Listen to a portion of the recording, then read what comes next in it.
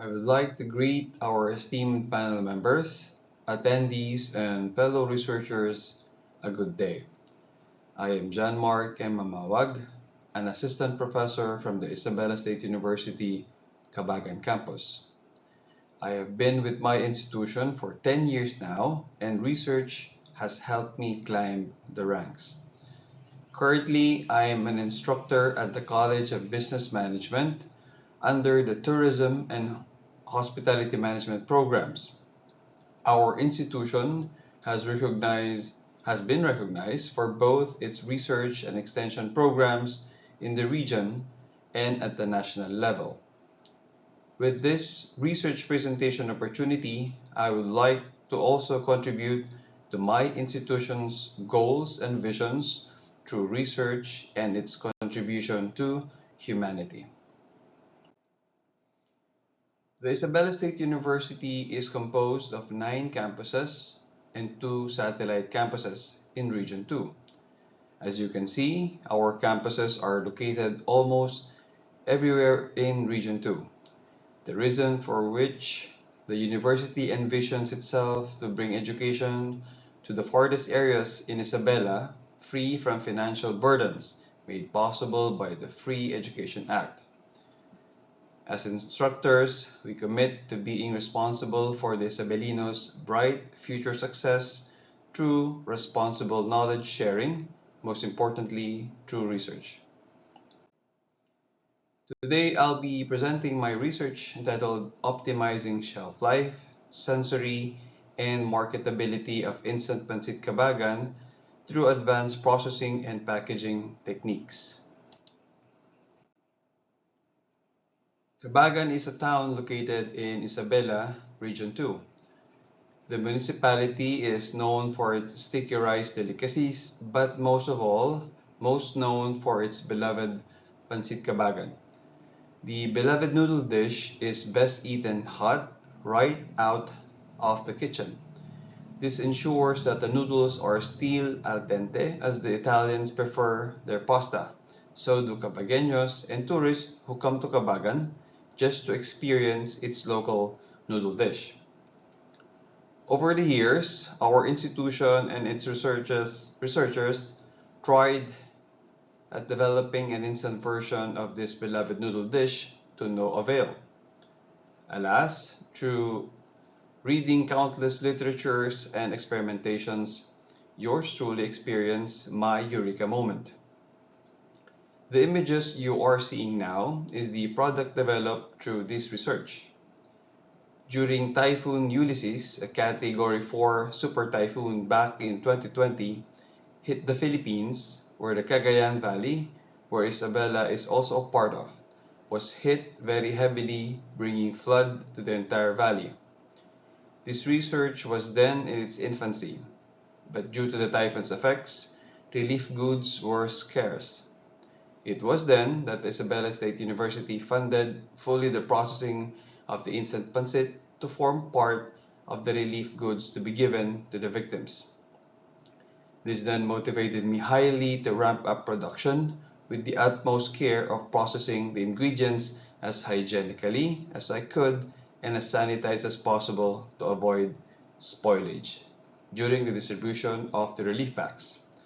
With this, the humble product was able to reach 4 municipalities in the closest proximity to Cabagan.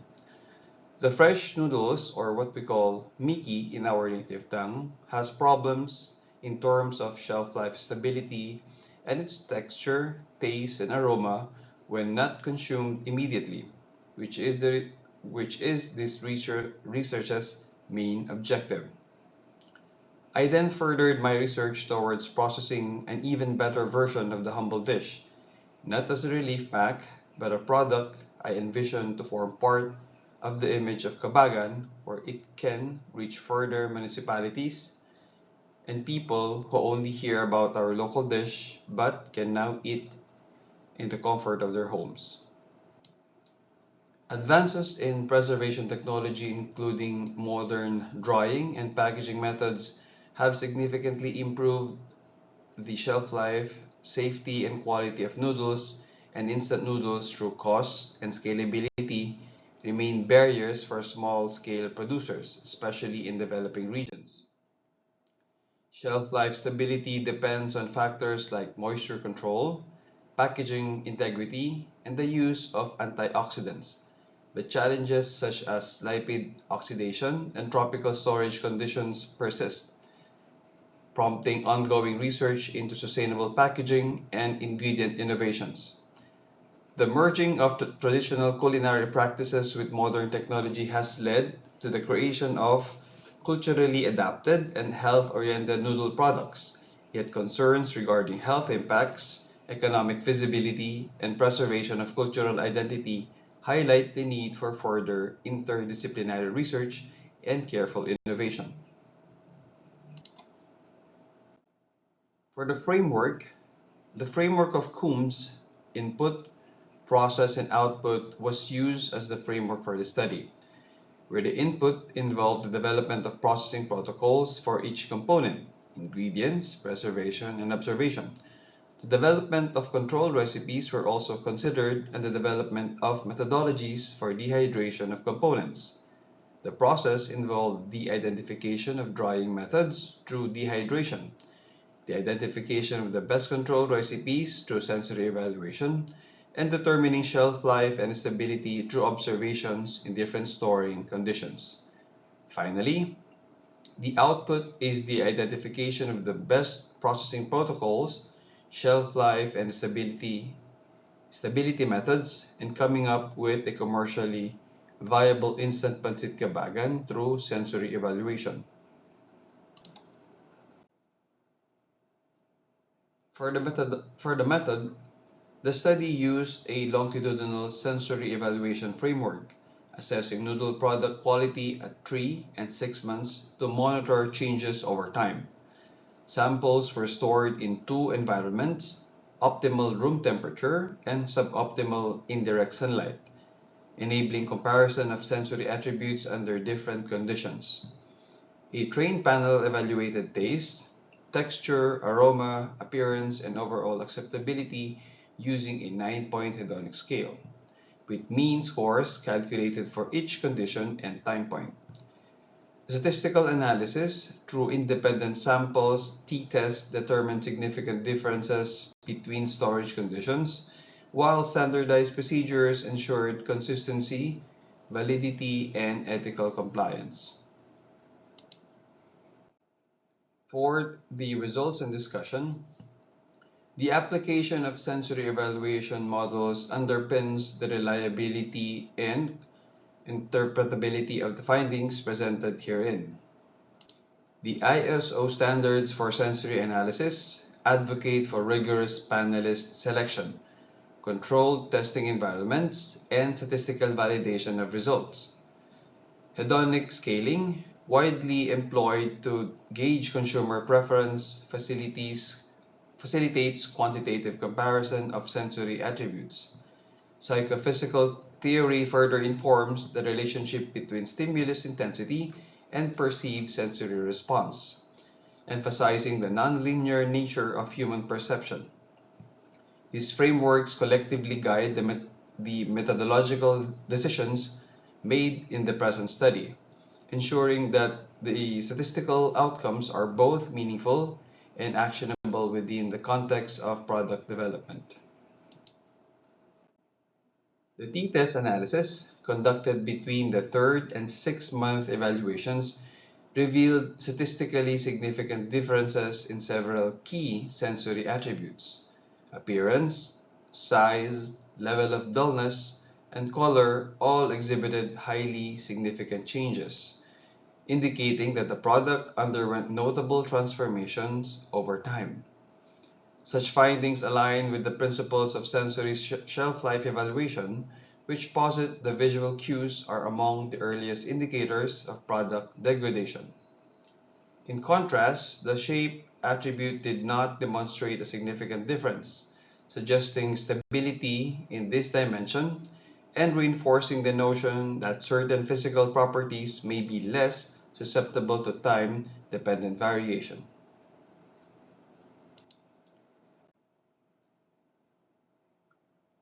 Aroma, a critical driver of consumer acceptance, also displayed significant shifts between time points. The literature underscores the volatility of aroma compounds in response to environmental and storage conditions, with similar studies reporting parallel findings in dairy and baked goods. The taste attribute, encompassing flavor, sweetness, saltiness, bitterness, and mouthfeel, was markedly affected, with all sub-attributes showing significant changes. These results are consistent with psychophysical models which highlight the dynamic interplay between chemical composition and human gustatory response. Texture differences, as evidenced by significant changes in tactile quality, further corroborate the importance of monitoring physical attributes for sustained product quality. To continue, the methodological rigor of the present analysis is supported by the use of controlled sensory panels and validated statistical procedures. However, several potential sources of bias warrant consideration. Panelist fatigue, adaptation effects, and environmental variations may have influenced sensory ratings, as documented in previous researches. The decision to employ t-tests for comparing mean attribute scores is justified by the normality assumptions commonly met in sensory data. Yet future studies may benefit from multivariate approaches such as principal component analysis to capture the multidimensional nature of sensory change. The outcomes indicate a pronounced sensitivity of appearance, aroma, taste, and texture to temporal factors, which shape remains stable. This pattern suggests that biochemical and physical processes such as oxidation, moisture migration, and structural breakdown are likely contributors to the observed changes. The implications for product development are significant. The manufacturers must prioritize attributes with demonstrated volatility to maintain consumer satisfaction and regulatory compliance. The findings of this study are broadly congruent with highly cited research in sensory science. For example, Drake et al. 2005 reported significant aroma and flavor changes in cheese over time, attributing the shifts to enzymatic and microbial activity. Similarly, Delarue and Lolor 2013 highlighted the susceptibility of appearance and texture to environmental factors in bakery products. The stability of shape observed in the present analysis is echoed in studies of snack foods where geometric properties remain largely unaffected during storage. The dynamic nature of sensory attributes observed in this study underscores the necessity of continuous quality monitoring throughout the product life cycle. Appearance, aroma, taste, and texture should be prioritized in sensory quality assurance protocols as they are most susceptible to time-dependent changes.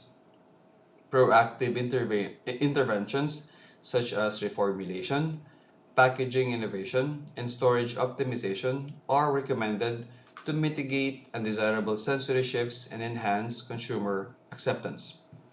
This critical analysis of longitudinal sensory evaluation highlights significant changes in appearance, size, dullness, color, aroma, taste, and texture over a 6-month period, with shape remaining stable. The application of established theoretical frameworks and comparison with reputable literature reinforce the validity and relevance of the findings. The implications for quality control, consumer acceptance, and methodological advancement are substantial, underscoring the need for ongoing research and innovation in sensory science. Limitations include potential panelist bias and the exclusive use of t-test analysis. Future studies are encouraged to adopt generalizability. Ultimately, the integration of sensory evaluation with robust quality control frameworks will remain essential for ensuring product excellence, and consumer satisfaction. For the researcher's conclusion, this study demonstrates that sensory attributes in food products such as appearance, size, dullness, aroma, taste, and texture are significantly affected over time due to factors like oxidation, moisture migration, and structural breakdown. These changes have direct consequences on product quality and consumer satisfaction, highlighting the importance of rigorous quality management practices. While the shape of the product remains stable, other sensory properties exhibit variability, underscoring the need for a holistic approach in monitoring and maintaining product excellence throughout its life cycle. For the recommendations, the following are derived. Implement comprehensive quality control systems that combine regular sensory panel assessments with objective instrumental analysis to ensure accurate tracking of product changes. Consider proactive formulation strategies such as adding antioxidants, moisture barriers, or edible coatings to help preserve key sensory attributes and minimize undesirable changes. Innovate packaging by using materials with advanced barrier properties to limit exposure to environmental factors that may degrade product quality. Foster a culture of continuous improvement by forming cross-functional teams from R&D, quality assurance, and marketing to review sensory data, consumer feedback, and policy requirements on a regular basis. Next, establish ongoing training programs for sensory panelists to reduce bias and improve the consistency and reliability of evaluations. Develop clear communication strategies to inform consumers about potential changes in product attributes over time, thereby managing expectations and enhancing customer satisfaction. Align quality assurance processes with recognized international standards such as ISO guidelines for sensory evaluation to strengthen credibility and compliance. On the impact and outcomes of the study, the outcomes of the study are multifaceted, offering both practical and theoretical contributions to the field of sensory science and food quality management. Practically, the findings emphasize the importance of continuous monitoring of sensory attributes, particularly appearance, aroma, taste, and texture throughout the product life cycle. This heightened vigilance has the potential to drive improvements in quality assurance protocols, leading to enhanced product consistency and consumer satisfaction. The study's recommendations for integrating sensory and instrumental analysis, proactive formulation adjustments, and innovative packaging solutions highlight actionable strategies that manufacturers can adopt to mitigate negative sensory changes and extend shelf life. Organizationally, the research advocates for cross-functional collaboration and ongoing training, which can foster a culture of quality and responsiveness to consumer feedback. The emphasis on consumer education further supports improved consumer relations and reduced dissatisfaction. On a broader scale, adherence to international standards and the application of advanced methodologies can elevate the credibility of sensory evaluations and help organizations maintain regulatory compliance. Theoretically, the study advances the understanding of temporal sensory changes and underscores the value of combining psychophysical and instrumental approaches, setting a foundation for future research and policy development in sensory quality assurance. The following are the references in the research endeavor.